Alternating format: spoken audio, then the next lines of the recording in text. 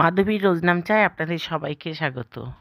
আজ দোল উৎসব বর্ধমানে একদিন পরে হয়। সব জায়গায় যেদিন হয় তার পরের দিন বর্ধমানে পুজোটা হয়। সেই বর্ধমান রাজার আমল থেকেই এই নিয়মটা চলে আসছে এবং এটা আমি গত 2 বছর আগের যে ভিডিও করেছি সেখানে আমার বলা আছে কেন আমাদের দোল উৎসবটা একদিন পরে হয়। যাই হোক, আমি আর সেদিকে যাচ্ছি না। আমাদের দোল উৎসবটা আমরা কীভাবে পালন করছি সেটাই আপনাদের সাথে শেয়ার করছি। এই দেখুন, আমার নাতনিকে নিয়ে আমি যাব এখন পুকুর পাড়ে। ওখানে সবাই আসবে, আমাদেরই গ্রুপের সব মেয়েরা সব যাবে। আমরা ওখানে অনুষ্ঠানের মাধ্যমে আমরা নাচ গান হাসি হই হুল্লোড় হবে। তারপরে আমরা বাড়ি ফিরে আসব। এটাই হচ্ছে আমাদের দোল উৎসব।